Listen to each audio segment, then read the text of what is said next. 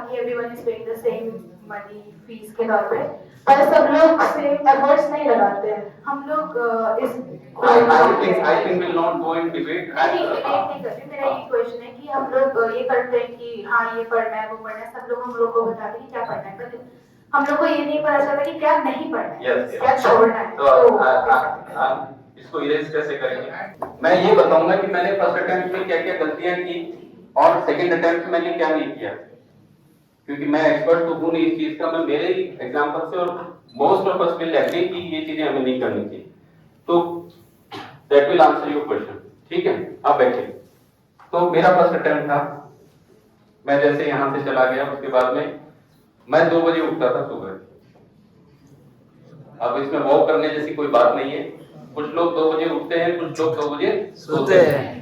तो उसमें कोई निशाचर है, कोई वो दिनचर्या है, ऐसा नहीं है। मतलब सबके अपने अपने टाइमिंग्स होते हैं। मुझे सुबह उठ के पढ़ना अच्छा लगता था और बहुत मन लगता था। तो कैन यू टेल मैंने फर्स्ट अटेम्प्ट में 2 बजे उठ के क्या पढ़ा जब मेरा सबसे ज्यादा मन लगता था? कितने लोग सोचते हैं कि मैंने बायो पढ़ी? मैंने फर्स्ट अटेम्प्ट में फिर एक यहां से यहां एक स्लॉट था, ये दूसरा स्लॉट था जो मेरे पास अवेलेबल था। कैन यू टेल इसमें मैंने क्या पढ़ी? तुम सब जानते हो। और बाकी फिर 5 बजे बाद जो टाइम बच गया भगवान की दया से, वो मैंने फिजिक्स में लगाया। तो आपको पता है कि क्या हुआ? क्या हुआ? आप सबको पता है कि क्या हुआ होगा?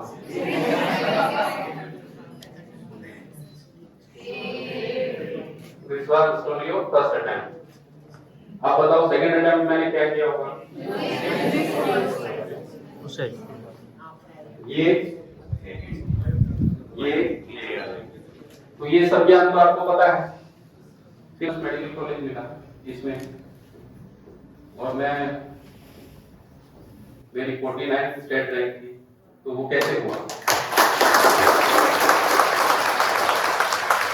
तो आपको पता पढ़ ही गया होगा, ये तो सब जानते हैं। इसमें स्मार्ट क्या था? देखो ऐसा है, फिजिक्स ने जिसने मेरा सिलेक्शन बिगाड़ा उसी ने मुझे एसएमएस दिलवाया, ये फैक्ट है। तो फिजिक्स वो की है जिससे ताला बंद भी होता है और ताला खुलता भी है। तो पहले तो ये अच्छे से दिमाग में बिठाओ कि फिजिक्स है चाबी, बाकी सब में लास्ट मार्क्स लगभग बराबर आएंगे। दूसरा, इनमें से कुछ टॉपिक ऐसे हैं जो इंपॉर्टेंट हैं और आपको आते हैं। तो जो इंपॉर्टेंट हैं और मुझे अच्छे से आते हैं वो मैं टॉपिक यही पढ़ूंगा। यही कुछ टॉपिक ऐसे हैं जो इंपॉर्टेंट हैं लेकिन मैं उसमें गलती करता हूं, मैंने वो टॉपिक भी यहां लेके आया हूं। उससे मुझे फायदा हुआ कि मैं 20% टॉपिक्स पे कंसंट्रेट करके मेरा आउटकम 80% इंप्रूव किया। दैट इज कॉल्ड 80-20 है ना। इसके एक बहुत फैंसी सा नाम है, मैं भूल गया। ये लाइफ में हर जगह है। मेरे ऑफिस में 80% काम 20% लोग करते हैं। किसी भी स्टेट का, किसी भी दुनिया में किसी भी चीज का कोई भी प्रोडक्शन 80% प्रोडक्शन 20% जगहों से आता है। सब कुछ 80% बदमाशी 20% लोग करते हैं। सब कुछ ऐसे ही चलता है। आपके जीवन के 80% तनाव 20% लोग ही देते हैं, वो भी सकते हैं। तो यहाँ पे ये रूल लगाया, that was a smart move जिसने मुझे लास्ट पे पे किया। तो मेरी आप सबसे रिक्वेस्ट है, एक तो ये करें, और ये हर आप ये कहोगे कि सर वो 20% टॉपिक आप बता दो हमें, हम ले आएंगे। मजेदार बात ये है कि ये 20% टॉपिक हर किसी के लिए अलग है। कैसे? मुझे फोटोसिंथेसिस बहुत अच्छा आता है, मेरा सवाल भी सही होता है, तो मैं फोटोसिंथेसिस को कहां पढ़ूंगा? यहाँ। मेरा क्लासिफिकेशन आता है लेकिन मेरे से सवाल गलत होता है, तो मैं उसे कहां पढ़ूंगा? यहाँ, जहां आपको मन लगे। तो एक चीज आपको ये मैंने ये करा। दूसरा, फर्स्ट अटेम्प्ट में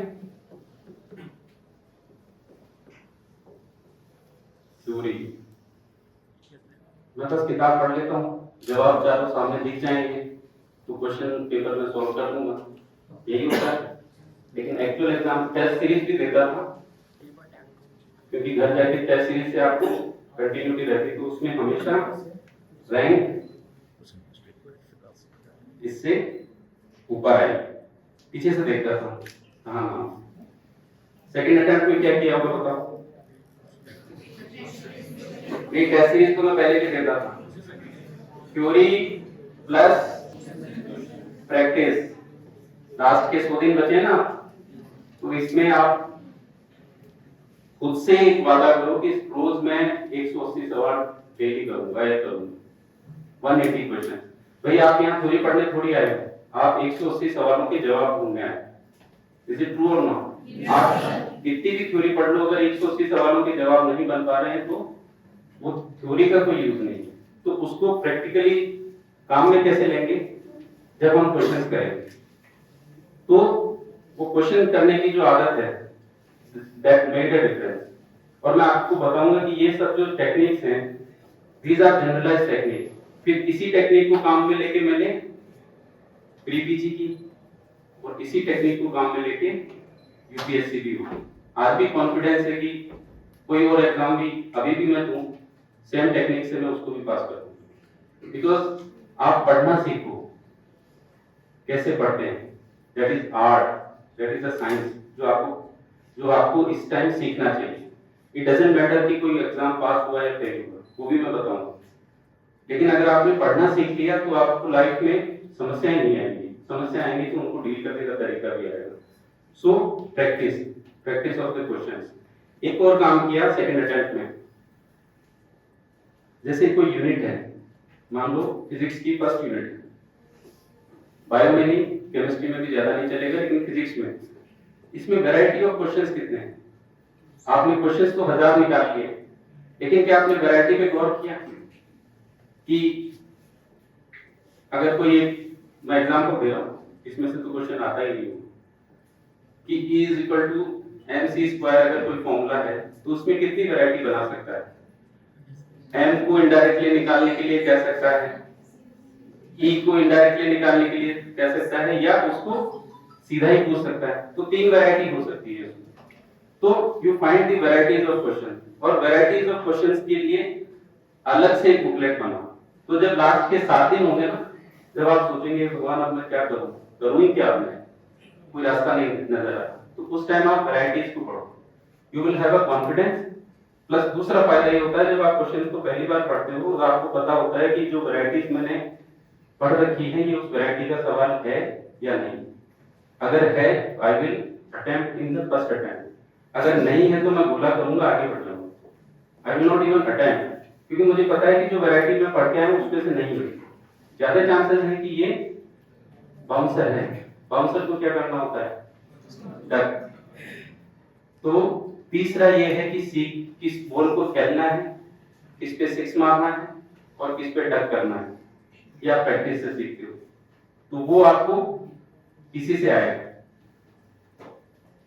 अभी समस्या क्या है कि हम जैसे ही पेपर देते हैं, मोस्ट ऑफ अस थिंक्स कि मेरे मार्क्स कम आ गए, अब मैं 3 दिन शोक मनाऊंगा, कोई मुझे डिस्टर्ब ना करे।